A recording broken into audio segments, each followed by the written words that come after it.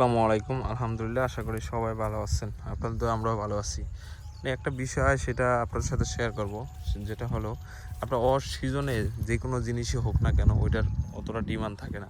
আপনারা দেখুন কি সুন্দর তরমুজ ধরে রাখছে গাছে। অলরেডি এই তরমুজগুলো সবই পাইকে গেছে, বাট বাজারের অবস্থা এত পরিমাণ খারাপ। আপনার এখন মানুষ মোকাম করার জন্য মানে ভয় পাইতেছে আসলে কীরকম কী দাম পায়। মানে ম্যাক্সিমাম তরমুজই পাইকে গেছে। আপনার দেখা যায় যে ১০০-র ভিতরে ৮০% তরমুজ পেকে গেছে, আর ২০% এখনও কাঁচা আছে। তো এটা কোনো আসলে মানে কাঁচার ভিতরে পড়ে না, ঠিক আছে। বাট মানুষ যারা কৃষক আছে, যারা তরমুজ নিয়ে ব্যবসা করে, যারা তরমুজ চাষ করে, তারা কিছুটা ভয় পাইতেছে। এখন বাজারের অবস্থা খুবই খারাপ। আপনার কেবল শীত এখনও, আজকে হচ্ছে জানুয়ারি মাসের ২১ তারিখ। তো এখনও প্রচণ্ড শীত আছে।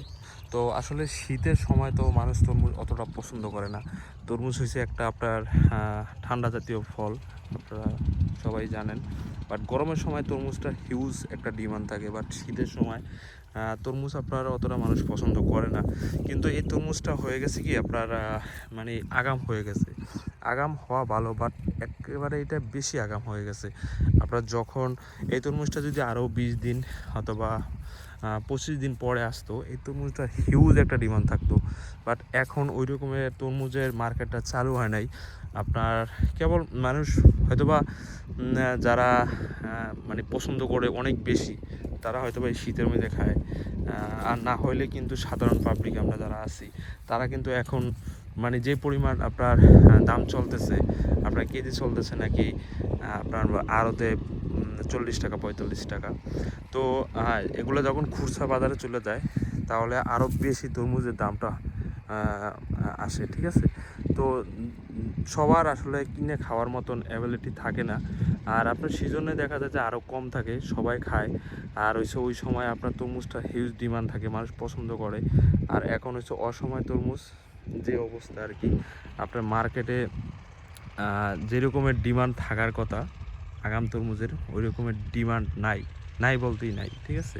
তো এই তরমুজটা আপনার অলরেডি আপনার সবই পাইকে গেছে, ৮০% তরমুজ পাইকে গেছে। আপনার বিভিন্ন জায়গায় খোঁজ খবর লাগাইতেছে আমাদের পরিচিতই যার তরমুজ ক্ষেত, ঠিক আছে। তো আমিও অনেক জায়গায় খোঁজ খবর লাগাইছি, বাট সব কিছু মিলিয়ে মানে আমাদের তাদের যে রকমের একটা ডিমান্ড আছে।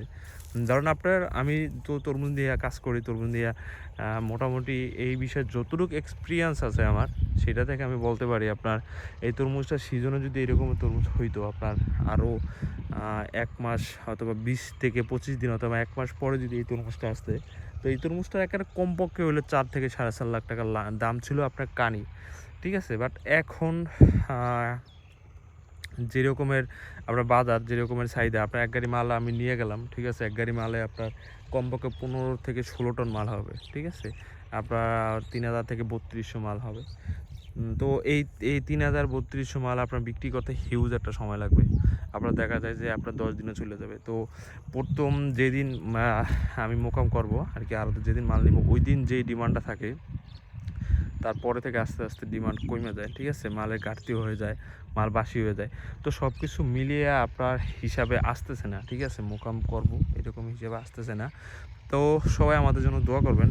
তরমুজটা একটু আগে এসে পড়ছে, যাই হোক, তারপর আল্লাহর রিজিকে যা রাখছে সেটাই হবে, তার ব্যতিক্রম কিছুই হবে না। যদি তা এর থেকেও অনেক ভালো কিছু হওয়ার সম্ভাবনা আছে। তো সবাই আমাদের জন্য দোয়া করবেন, আমাদের প্রজেক্টের জন্য দোয়া করবেন। সবাই ভালো থাকবেন। আসসালামু আলাইকুম।